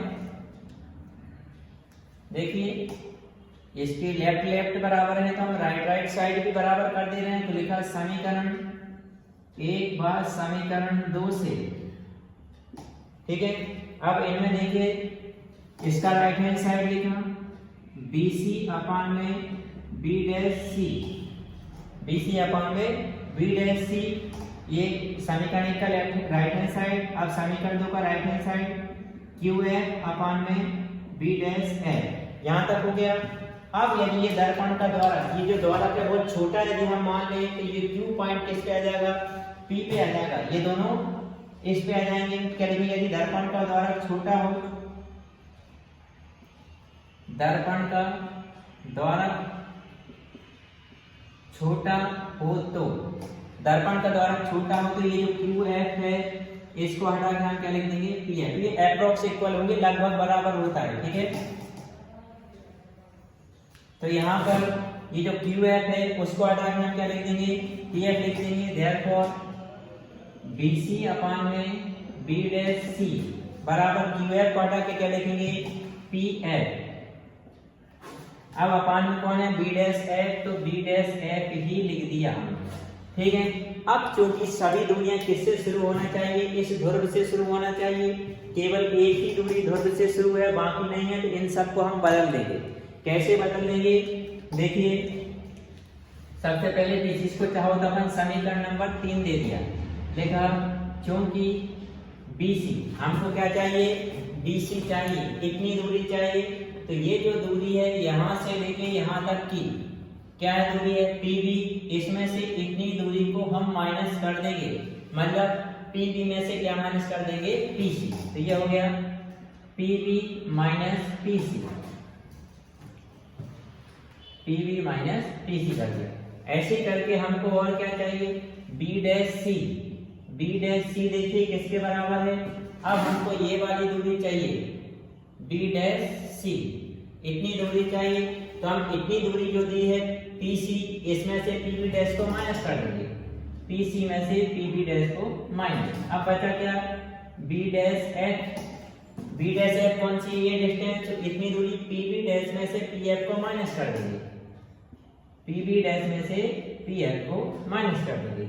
ये सब के सब मान अपन कहाँ रख रहे हैं, इस समीकरण में। तो देखिए बीसी को हटा के हमने लिखा PB minus PC, B dash C को हटा के लिखा PC minus PB dash equal में पीएफ अपान में बी डैश एफ को हटा के लिखेंगे पीबी डैश माइनस पीएफ, इतना लिख दिया। अब चिन्ह परिपाटी से ये सब वैल्यू हम कहाँ रख देंगे, वहां पर सबसे पहले पीबी, पी से बी तक की दूरी हमारे पास में, सॉरी ये पीबी था, पीबी इक्वल कितना है, माइनस का यू, माइनस का साइन लगा है, पीसी, पीसी कितना है, माइनस का, ये माइनस माइनस प्लस आर हो जाएगा, पीसी, पीसी कितना है, minus R minus PB dash, PB dash कितना है, माइनस का भी, तो माइनस माइनस प्लस हो गया, पीएफ, पीएफ कितना है, माइनस है, पीबी डैश कितना है, माइनस का भी, पीएफ, पीएफ कितना है हमारे पास में, माइनस का है, तो माइनस माइनस हो गया प्लस। अब इसमें हम क्रॉस मल्टीप्लाई कर रहे हैं, इसका मल्टीप्लाई इसमें और इसका मल्टीप्लाई इसमें हो जाएगा। तो देखिए माइनस यू का भी में हुआ तो माइनस का माइनस से हुआ क्या होगा, प्लस का यू भी, माइनस यू का एक हुआ तो माइनस का यू है। अब क्या करेंगे, आर का मल्टीप्लाई, आर का भी में हुआ तो माइनस का क्या हो जाएगा, आर भी, आर का एक में हुआ तो प्लस का आर है इक्वल। अब इसका मतलब माइनस आर का प्लस माइनस आर में हो रहा है तो क्या हो जाएगा, प्लस का आर है, बी का माइनस में हो तो माइनस का बी है। अब दोनों साइड देखिए आर एफ से आर एफ कैंसिल हो गया। अब बाकी को पक्षांतर कर रहा है, हम यू भी को यहीं लिखे, यू और भी को यहीं लिखा, इक्वल में कौन है, ये इक्वल में माइनस का वी एफ लिखा हमने, माइनस का यू एफ है, प्लस का हो गया, माइनस का आर भी है, प्लस का आर भी हो गया। अब क्योंकि अभी हमने कुछ देर पहले निकाला था, क्योंकि r बराबर कितना होता है 2f, इसलिए इस r को हटा के हम ये वैल्यू पुट कर देंगे। तो ये u भी बराबर माइनस का vf प्लस u और f को लिखा, इधर हम r को हटा के 2f पुट करेंगे, ये बन जाएगा 2vf। अब यहाँ पर देखिए इस 2vf में से 1vf कैंसिल हो जाएगा, तो ये u भी इक्वल हो जाएगा, पहले लिखा हमने, देखिए 2vf में से 1vf है तो कितना vf बचेगा 1 और प्लस के uf की जगह uf।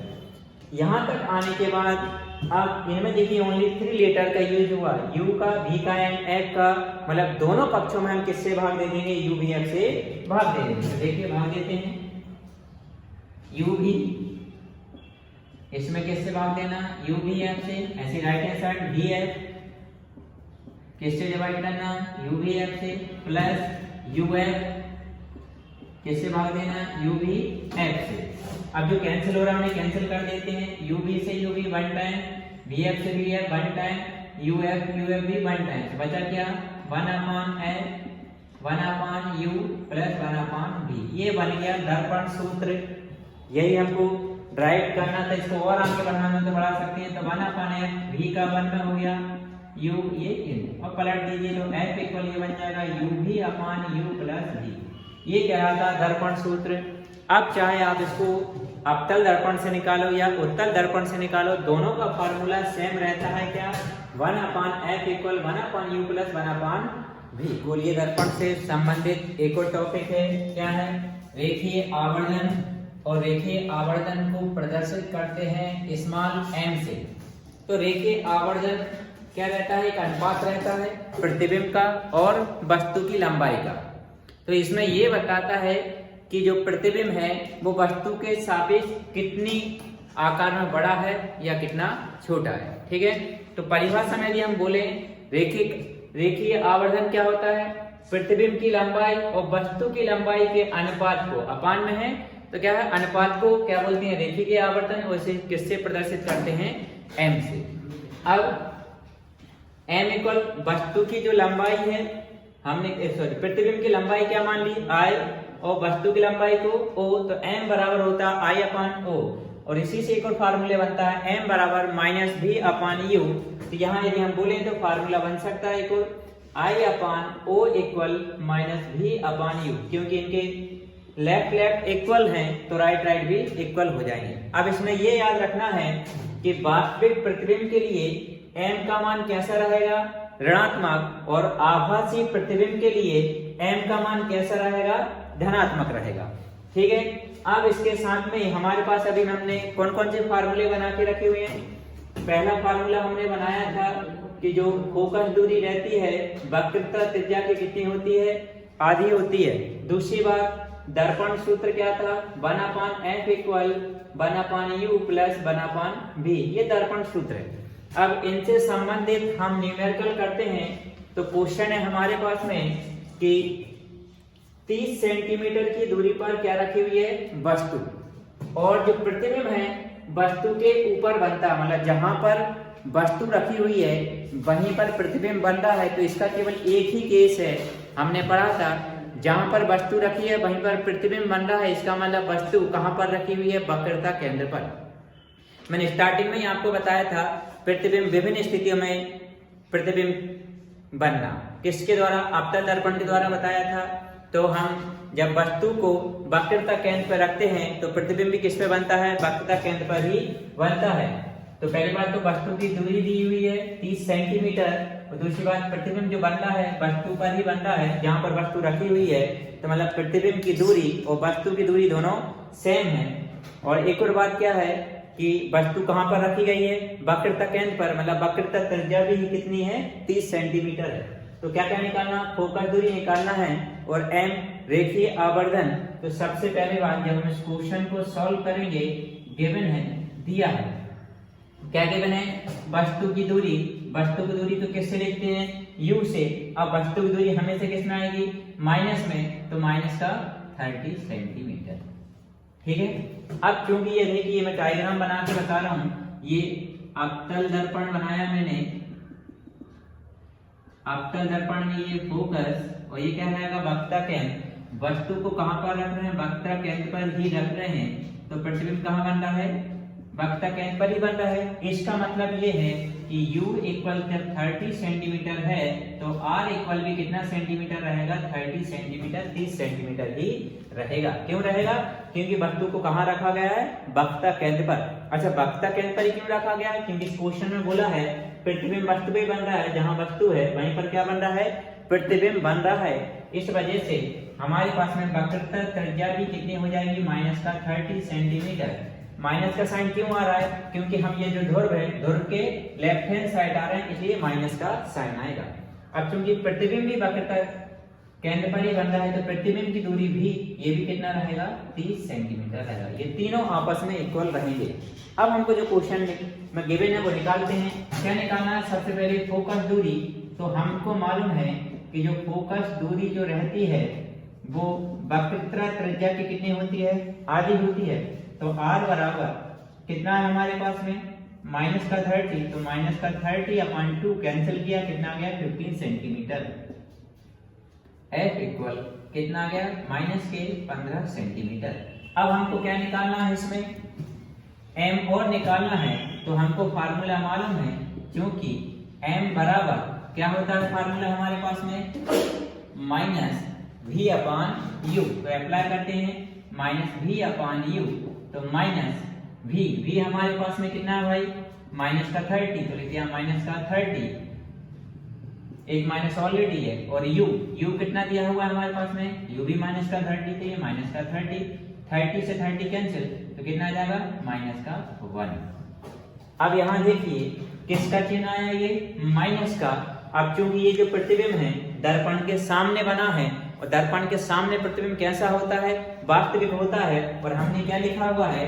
ये जो वास्तविक प्रतिबिंब के लिए m का मान कैसा आएगा? ऋणात्मक। तो यहाँ देखिए m का मान कैसा आ गया? ऋणात्मक आ गया। यदि इसमें प्रतिबिंब का नेचर पूछ लेते कि बताइए प्रतिबिंब किस प्रकार का बनेगा, वास्तविक बनेगा या आभासी बनेगा, हम इस चिन्ह से बता देंगे। ऋण का चिन्ह आया, हमने क्या बोला? कैसे प्रतिबिंब बनेगा? वास्तविक प्रतिबिंब। और यदि m का मान धनात्मक आता तो ये प्रतिबिंब कैसा होता? आभासी। एक बार और फिर से समझिए, क्वेश्चन में क्या गिवन है? 30 सेंटीमीटर की दूरी पर वस्तु रखी है। तो वस्तु की दूरी u बराबर माइनस का 30। अब इसी क्वेश्चन के अंदर बोला प्रतिबिंब वही बन रहा है जहां पर वस्तु रखी हुई है। इसका मतलब ये है वस्तु को कहां रखा गया है? वक्रता केंद्र पर। तो इसमें तीन चीजें इक्वल रहेंगी। वस्तु की दूरी वक्रता त्रिज्या के बराबर और प्रतिबिंब की दूरी के भी बराबर रहेगा। तो तीनों -30 हमने कर दिए। ठीक है। अब फोकस दूरी निकालना था, उसको हमने वक्रता त्रिज्या के आधा कर दिया, कितना आ गया? माइनस का 15 सेंटीमीटर। अब हमको m निकालना था, n का सूत्र -v/u होता है, वैल्यू रखा, कितना आ गया? माइनस का 1। इसमें माइनस की आई है रेखीय आवर्धन। इसका मतलब ये है प्रतिबिंब कैसा बनेगा? वास्तविक बनेगा। ठीक है।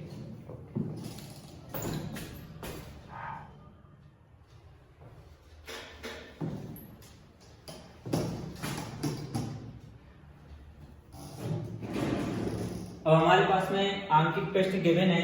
सबसे पहला वाला हम सॉल्व करते हैं। फार्मूले वही रहेंगे जो अभी हमने ड्राइव करके बताए हुए हैं। क्वेश्चन है, पहली बात तो देखिए किसकी बात चल रही है? अवतल दर्पण की बात चल रही है। इसमें वस्तु को 48 सेंटीमीटर की दूरी पर रखा गया है और इसकी फोकस दूरी 24 सेंटीमीटर है। तो इसमें ये बताना है प्रतिबिंब कहाँ बनेगा और कैसा बनेगा, मतलब वास्तविक होगा या आभासी। अब पहली बात तो ये अवतल दर्पण की बात चल रही है, तो वस्तु की दूरी किस में आएगी? माइनस में। वस्तु की दूरी कैसी रहेगी? माइनस की रहेगी। फोकस दूरी किस में रहेगी? माइनस की। अब हमको भी निकालना है कि भी कितनी, मतलब कितनी दूरी पे बनेगा। क्वेश्चन कैसा बनेगा ये कि एक अवतल दर्पण की फोकस दूरी 24 सेंटीमीटर है, इससे 48 सेंटीमीटर की दूरी पे एक वस्तु रखी है, तो इसका प्रतिबिंब अवतल दर्पण द्वारा कहाँ बनेगा और कैसा बनेगा। कैसा बनेगा मतलब इसमें प्रकृति बतानी है, वास्तविक बनेगा या आभासी। तो यहाँ देखिए हम पहला क्वेश्चन सॉल्व कर रहे हैं। ये बात क्या कहते हैं मैंने? यू, ये वस्तु की दूरी हमेशा किसमें रहेगी? माइनस में। अब क्योंकि अवतल दर्पण है इसलिए फोकस दूरी किसमें रहेगी? माइनस की। हमको भी फाइंड आउट करना है। ठीक है, तो हम दर्पण सूत्र लगाते हैं। तो दर्पण सूत्र क्या है? 1/f equal 1/u plus 1/v। Value put करते हैं भाई। 1/f, f कितना है? माइनस का 24 इक्वल 1/u, u कितना है? माइनस का 48 प्लस 1/v। पक्षांतर कर रहा हूं, ये माइनस का 1/24 माइनस का साइन को ऊपर लगा दिया, माइनस का है, राइट लेफ्ट हैंड साइड आया, प्लस का हो गया, इक्वल में 1/v। अब दोनों का एलसीएम लेते हैं। 24 एंड 48 का एलसीएम कितना आएगा? 48 आएगा। 24 का 48 में भाग दीजिए 24 का, कितने बार जाएगा? 2 बार। 48 का 1 बार जाएगा, तो 1/v। माइनस 2 में से गया, कितना बचेगा? माइनस का 1/48, 1/v। पलट कर लिख लीजिए इसके लिए, तो v बराबर है हम बोले तो कितना आ गया? माइनस का 48 सेंटीमीटर। तो प्रतिबिंब कितनी दूरी पर बनेगा भाई? -48 सेंटीमीटर दूरी पर बनेगा। अब इसमें देखिए, क्योंकि भी कैसा है, माइनस में आया है, इसका मतलब प्रतिबिंब कहाँ बनेगा? दर्पण के सामने बनेगा। प्रतिबिंब दर्पण के सामने बनेगा। और जो दर्पण के सामने प्रतिबिंब होते हैं वो कैसे प्रतिबिंब होते हैं? वास्तविक। तो ये प्रतिबिंब कैसा बनेगा? वास्तविक बनेगा। और दर्पण के सामने कितनी दूरी पर बनेगा? -48 सेंटीमीटर दूरी पर। ये हो गया। अब देखिए अगला वाला सम करते हैं। नेक्स्ट सम देखिए, किसकी बात चल रही है हमारे पास में? यहाँ पर उत्तल दर्पण की बात चल रही है। तो उत्तल दर्पण में क्या दी है? वक्रता त्रिज्या दी है। तो उत्तल दर्पण की वक्रता त्रिज्या प्लस में ही रहेगी। इसमें वस्तु कितनी दूरी पर रखी हुई है? 15 सेंटीमीटर। ये किसका आएगा? माइनस का आएगा। प्रतिबिंब की स्थिति बतानी है और क्या बताना है? उसका आवर्धन बताना, मतलब कितना बड़ा या कितना छोटा बनेगा ये बताना है। नंबर सेकंड सॉल्व कर रहे हैं। क्वेश्चन नंबर सेकंड में क्या बोला है? कौन सा दर्पण है? उत्तल दर्पण है। इसकी वक्रता त्रिज्या 10 सेंटीमीटर है। इससे 15 सेंटीमीटर की दूरी पर एक वस्तु स्थित है। तो प्रतिबिंब कहाँ बनेगा, कैसा बनेगा और उसका रेखीय आवर्धन ज्ञात कीजिए। सबसे पहली बात देखिए, उत्तल दर्पण है तो उत्तल दर्पण की जो वक्रता त्रिज्या रहती है वो कैसी रहती है? प्लस में। तो r इक्वल कितना है? प्लस में लिख दिया 10 सेंटीमीटर। दूसरी बात, u 15 सेंटीमीटर है तो वस्तु की दूरी तो हमेशा किसमें रहेगी? माइनस में। अब हमको ये बताना है कि प्रतिबिंब कहाँ बनना है, मतलब ये बताना है।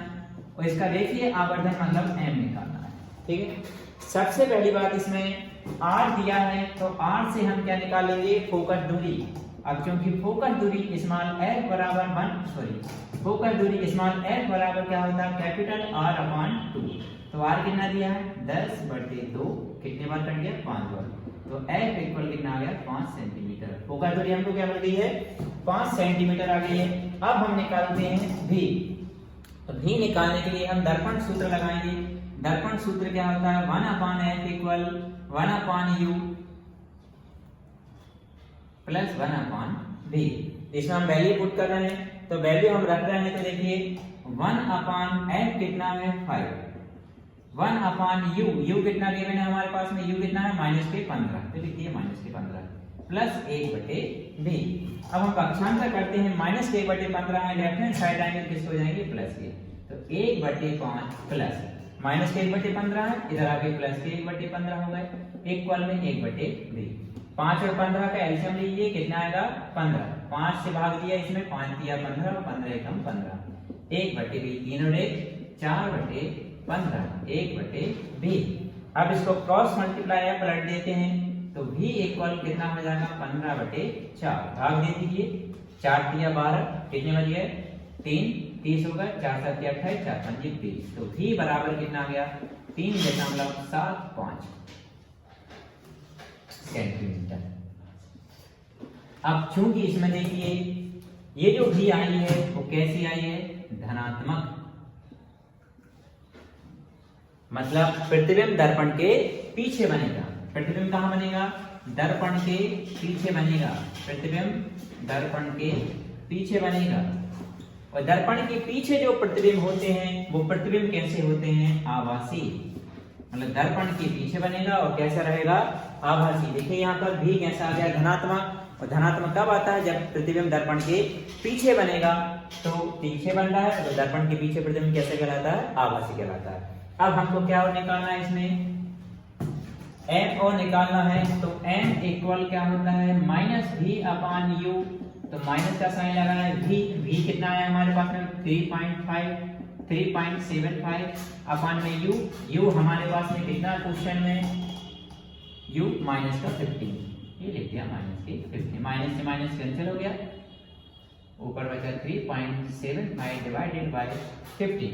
इसका पॉइंट हटाते हैं, 2 जीरो बढ़ा देते हैं। अब इसे इसको डिवाइड कर लीजिए, कितना हो जाएगा? 5 7 या 35 और 5 7 35, 2 25 55 25, 5 या 15, 2 जीरो। फिर 5 से काट दिया, 5 से 5 कम 5 15 5 75 हो गए। फिर 5 से काट दिया, 5 से 35 15 कम 15 15 से कुछ 7। मतलब कितना बनेगा? 1/4 हिस्सा बनेगा प्रतिबिंब। अब दूसरी बात ये कैसी आई है हमारे पास में? धनात्मक आई है। इससे भी हम बोल सकते हैं प्रतिबिंब कैसा बनेगा? आभासी बनेगा। क्योंकि आभासी प्रतिबिंब के लिए m का मान कैसा आता है, धनात्मक आता है। ठीक है, लास्ट करते हैं न्यूमेरिकल। क्या गिवन है, किसकी बात चल रही है, अवतल दर्पण। तो अवतल दर्पण में देखिए सभी चीजें ऋणात्मक होती हैं।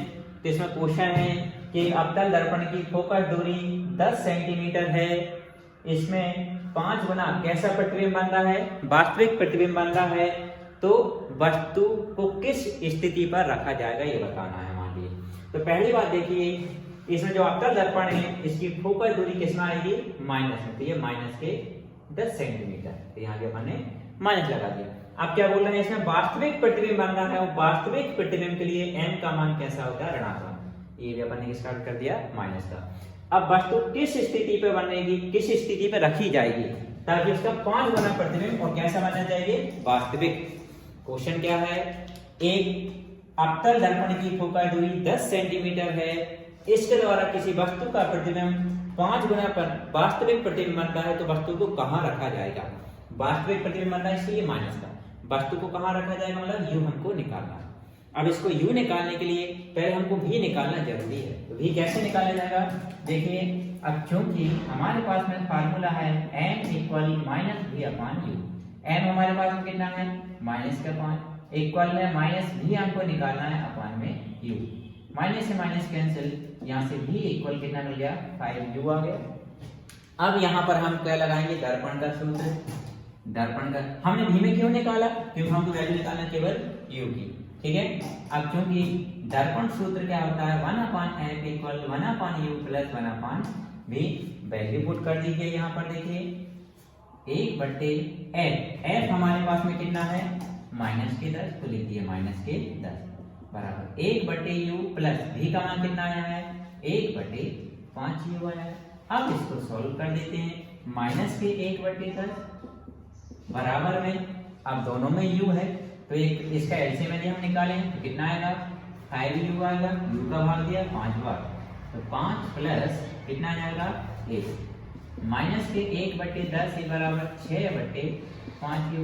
पक्षांतर कर दीजिए, केवल u को यहाँ पहुंचा देना, तो u बराबर 6/5 गुणा माइनस का साइन लग गया 5 दूनी 10, तो u बराबर माइनस के 6 दूनी 12।